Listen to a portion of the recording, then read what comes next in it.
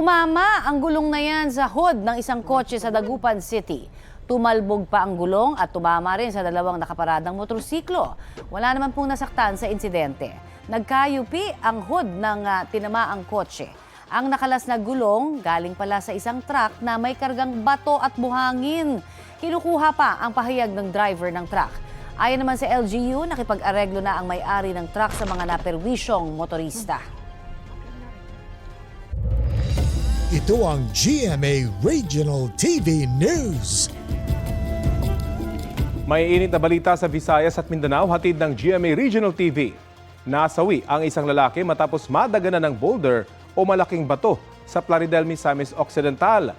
Dagdag na detail tayo mula kay Sarah Hilomen Velasco. Sarah? Rafi, naguhukay raw doon ng Poso Negro ang lalaki.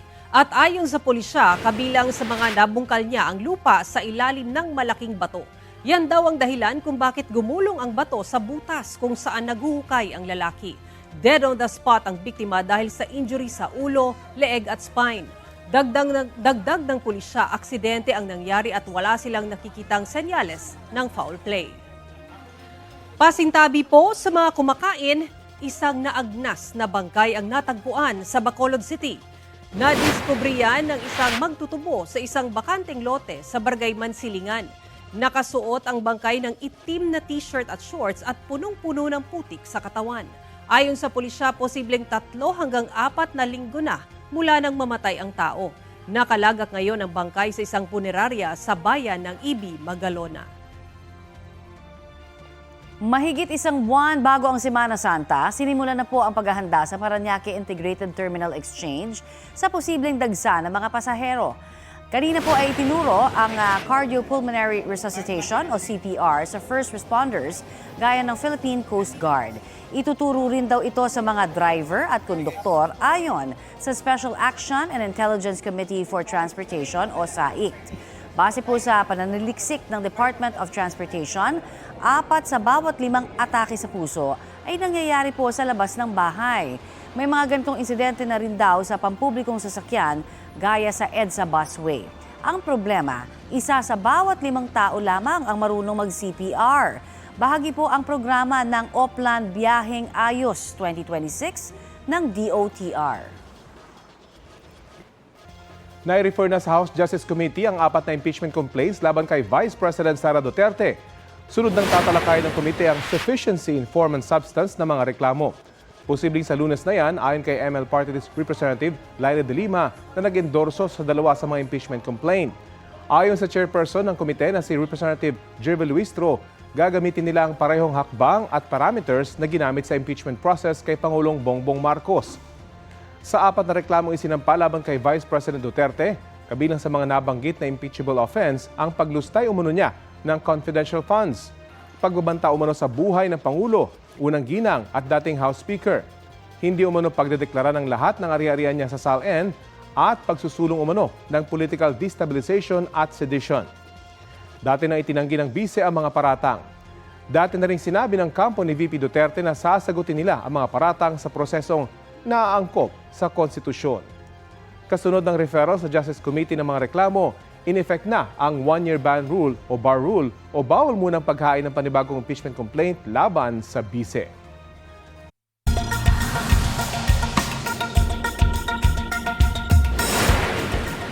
Nagkalat ang mga nasusunog na sasakyan sa Jalisco, Mexico. Kita mula sa himpapawid ang kapal at itim na usok mula sa mga sasakyan. Isang gasolinahan din ang nakunan na nasusunog. Matapos siyang mapatay ang leader ng isang drug cartel na most wanted sa Mexico. Ayon sa Defense Ministry ng Mexico, nadakip si El Mencho ng lusubin ng militar ang kanyang compound. Nasawi siya habang nasa helicopter na magdadala sa kanya sa Mexico City. 25 naman ang nasawi sa panig ng mga militar sa nasabing operasyon. Dagdag ng Defense Ministry, marami sa mga miyembro ng kartel ang nagpasimula ng karahasan sa iba't ibang bahagi ng Mexico bilang pagbawi sa gobyerno kasunod ng pagkamatay ni El Mencho. Patuloy na binabantayan ng pamahalaan ng Mexico ang sitwasyon doon.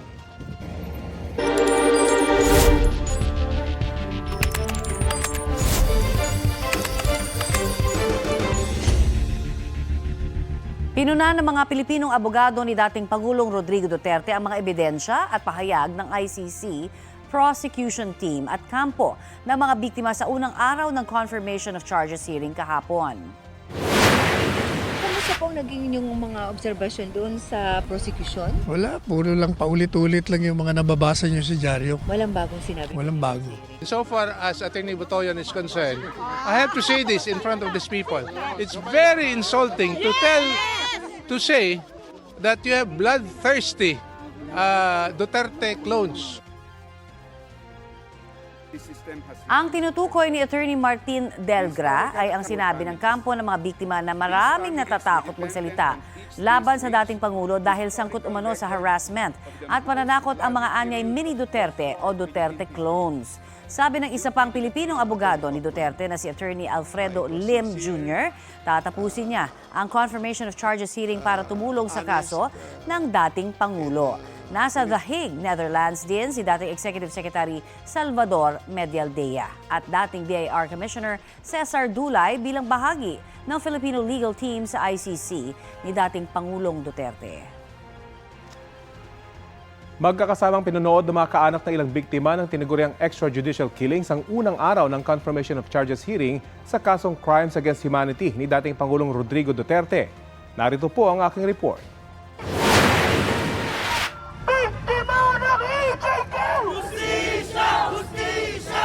People power laban sa mga extrajudicial killing, panawagan ng mga nagprotesta sa Boy Scout Circle sa Quezon City. Hindi pa natutuyo ang ating mga luha! Giit ng Grupo Akbayan at simbahan at komunidad laban sa katiwalian. Babantayan nila ang pag-usad ng kaso ni dating Pangulong Rodrigo Duterte sa International Criminal Court. Dapat daw makonvict ang anilay utak ng mga pagpatay. Nagtipon-tipon din sa Maynila ang mga kaanak ng mga EJK victim bilang bahagi ng program Paghilom. Si Maria namatayan ng 2 anak noong 2016, unang bugso ng drug war. Habang nakaburo lang bunso, dinampot at pinatay naman daw ang panganay niyang anak. Masakit po yung ginawa sa amin ni Pangulong Duterte dahil binuto po namin siya. Bakit ginanon niya yung mga pamilya namin, pinatay niya. Dapat kinulong niya na lang, hindi niya na pinatay. Ang anak naman ni Nanette Castillo, binaril ng riding in tandem sa Tondo noong 2017. Sa tagal po ng panahon, hindi po kami maiinip dahil ito na po, nag-umpisa na po yung pag-asa para sa hustisya. Ang alaala ng mga namatay sa EJK ang layong panatilihing buhay ng Paghilom Mobile Museum. Tampok ang iba't ibang alaala ng mga EJK victim tulad ng mga larawan, diorama, damit ng isa sa mga namatay at mga death certificate. Nauna nang dinala ang Mobile Museum sa Senado at Kamara at ngayon nasa isang universidad sa Maynila. Makatutulong daw ito para maunawaan ng mga kabataan ang issue. It helps preserve memory and history, a call for an assurance that never again of such thing should be allowed to take place. Sa mga anak mo, hanggat nandito ako, magkakaroon ka ng hustisya. Titindig ako para sa iyo. Huwag ka mag-alala sa mga bata. Ang pagsisimula ng confirmation of charges hearing, palakpakan ng isinalubong ng mga kaanak ng mga EJK victim sa kanilang group watch sa Quezon City. Nagpalakpakan din sila nang magsalita si Attorney Joel Butuyan na isa sa mga common legal representative ng mga biktima. Nakasabit sa loob ng venue ang mga litrato ng mga biktima. Paalala kung sino-sino ang mga biktima na hindi na maibabalik pa. Rafi Tima nagbabalita para sa GMA Integrated News.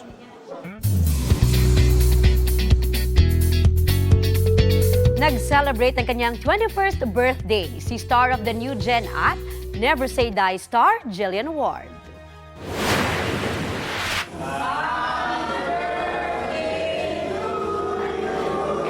Reaksyon niya ni Jillian sa pa-birthday surprise sa taping ng Never Say Die sa pangunguna yan ng kanyang co-actor sa series na sina David Licauco, Kim Jisoo, Rahil Birria, Richard Yap at Kim De Leon na nagbigay ng kani-kanilang bouquet kay Jillian.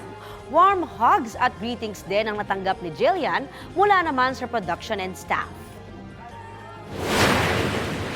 Nagulat talaga po ako as in unexpected kasi ayun, hindi ko lang in-expect na iso-surprise ako. Pero syempre, I'm so happy. Tapos, andito pa yung family ko.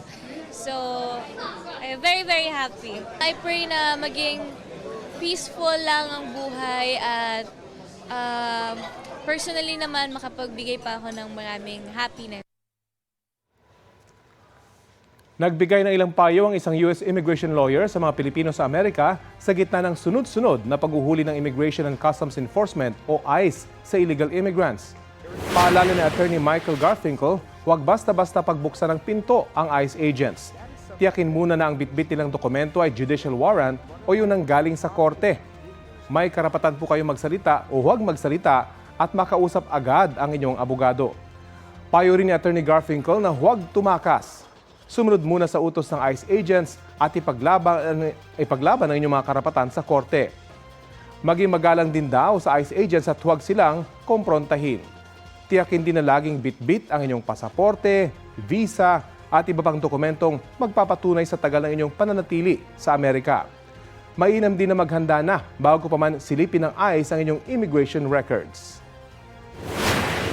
Other steps that people should think about in advance, or do you want to think about providing power of attorneys to some trusted person? Have all your records, property titles, or bank accounts easily accessible. Plan it as though you're about to die and you're doing all of these death arrangements. Nakunan sa Alona Beach sa Panglao, Bohol ang isang lalaking nakaitim na hoodie na umupo malapit sa mag-asawang Taiwanese tourist na kumakain. Nagkunwari siyang nagpapahinga kasama ang iba pang turista. Nang makaalis ang ibang turista, lumingon pa sa paligid ng lalaking naka-hoodie. Sabay kuha sa bag ng mag-asawa na nakalagay sa ilalim ng upuan at mabilis na umalis. Laman ng bag ang mga credit at debit card, 2 passport, cellphone at mga pera. Natagpuan ang cellphone na itinapon sa damuhan. Hinihinalang ginawa ito ng suspect upang hindi siya matrace. Iniimbestigahan na yan ng Panglao Municipal Police Station para matukoy at mahuli ang suspect. Tinutugis ng mga otoridad sa San Mateo, Rizal ang lalaking nanloob sa isang apartment building. Natangay po niya ang isang cellphone. Balitang hatid ni EJ Gomez.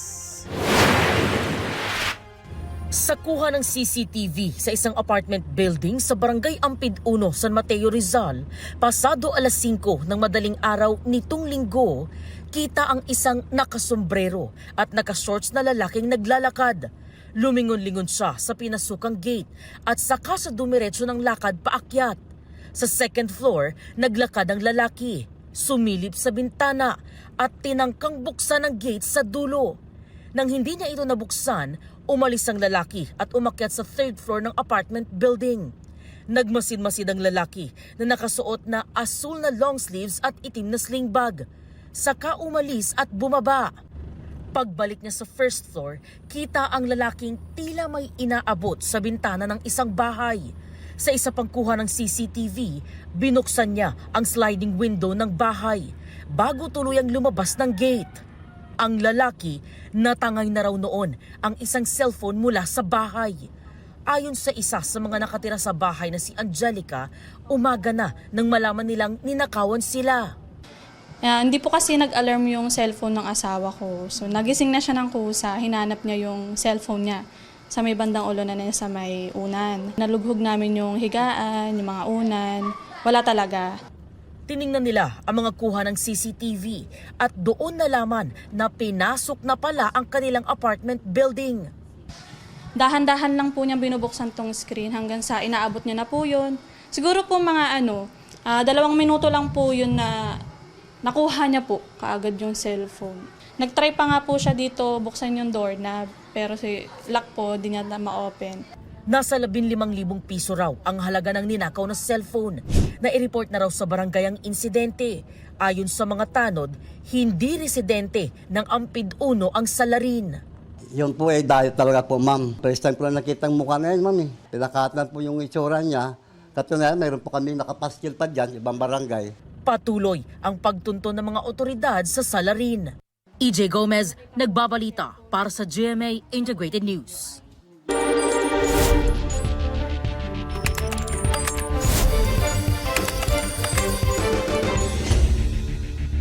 Sa unang submission on the merits ng ICC prosecution team sa confirmation of charges hearing, binanggit bilang co-perpetrators umano ni dating Pangulong Rodrigo Duterte, sina Senador Bato de la Rosa at Senador Bongo. Kaugnay po yan sa mga pagpatay noong mayor pa lamang ng Davao City si Duterte. Bumuo raw ng grupo si Duterte para mawakasan ang krimen at iligal na droga. Bukod kina De La Rosa na nooy hepe ng Davao City Police at kay Go na kanyang aide, binanggit din sina dating Davao City Police Chief Vicente Danao, dating NBI Regional Director Dante Guieran at dating Justice Secretary Vitaliano Aguirre II na tumayo umanong abogado ni Duterte at ng mga miyembro ng Davao Death Squad. Dati nang itinanggi ni Go at Aguirre ang aligasyon. Itinanggi rin noon ni De La Rosa na may Davao Death Squad at na may reward system para pumatay ang mga pulis ng drug suspects. Sinusubukan pa namin kunan ng pahayag ang iba pang pinangalanang co-perpetrators umano. Ito ang GMA Regional TV News. Natagpo ang patay sa kwarto sa isang boarding house ang isang college student sa Cagayan de Oro City. Ayon sa pulisya, natagpuan ang babaeng 21 anyo sa room 1 ng boarding house, kahit room 12 ang kanyang inuupahang kwarto. Ang umuupa raw sa room 1 ay isang empleyado ng Cagayan de Oro City Disaster Risk Reduction and Management Department. Huling nakita ang babae noong February 17 at natagpuan lang sa kwarto nitong February 19 matapos may magreklamo ng kakaibang amoy mula roon. February 17 din, huling nakita at huling pumasok sa trabaho ang empleyado ng Cagayan de Oro CDRRMD. Itinuturing siyang person of interest sa krimen. Isinailalim na sa autopsy ang bangkay ng babae. Wala pang pahayag ang kanyang pamilya. Isang inabandonang sanggol ang natagpuan sa Ramon Isabela. Iniwan ng sanggol o bagong silang na sanggol sa loob ng batya sa tabi ng sapa sa barangay Ambatali. Inireport ito sa pulisya ng nakadiskubreng residente. Dinala sa health center ang sanggol at isinailalim sa check-up. Ililipat ng kustodiya ang sanggol sa DSWD. Nangangalap na ang pulisya ng CCTV footage sa lugar para matukoy ang nag-iwan sa sanggol. Isang gobernador ang kinausap ni DILG Secretary John Vic Remulla kaugnay sa mga reklamo tungkol sa pagiging abusado raw sa kalsada. May ulat on the spot si June Veneracion. June? Connie, sinita ni Interior Secretary John Vic Remulla si Bulacan Governor Daniel Fernando dahil sa pang-aabuso umano sa tuwing bumabiyahe sa kalsada na naka-convoy. Ayon kay Remulla, marami na silang natatanggap na reklamo laban kay Governor Fernando na kapag bumabiyahe raw sa expressway ay 4 na lane ang inuukupa at ayaw magpasingit. Sabi ni Remulla, ang ganitong pang-aabuso sa kalsada ang report na nakarating sa kanya kaugnay ng isang insidente sa North Luzon Expressway nung Sabado ng gabi. Pinapaubaya naman na raw ni Remulla sa Land Transportation Office ang investigasyon kaugnay ng pagharang raw ng convoy ni Fernando sa sasakyan ng isang presidential son. Nauna lang itinanggi ng Malacanang na may ganitong nangyari. Sabi ni Remulla, tinawagan niya si Governor Fernando noong Linggo. Itinanggi raw ni Fernando ang insidente. Pakinggan natin ang pahayag ni Secretary Remulla. Marami ng reports kasi ng road rage na accused siya. So, this has to stop, di ba? Hindi naman criminal act ang ginawa niya. Wala naman siya pinatay, wala namang dinulpe, wala namang ganun eh. Pero, it has to stop. Hindi pwede makahari yung mga governor eh. Hindi pwede ganyan.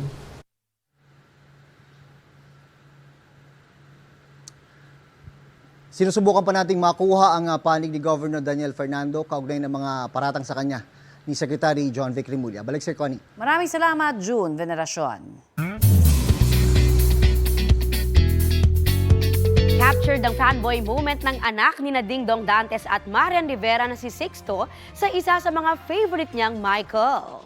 Ipinost ni Dong sa social media ang picture ni Sixto kasama si Kapuso comedy genius Michael V. Nagkita sina Bitoy at Sixto sa 7th birthday party ng pinsan niyang si Shiloh, na anak ni na Arthur Sorinap at Rochelle Pangilinan. Sabi ni Dong, idol ni Sixto si Bitoy dahil sa good vibes na hatid ng comedy genius. Thankful si Dong sa photo op. Nagkasama rin sina Bitoy, Sixto at Dong in one frame kasama si birthday girl Shiloh.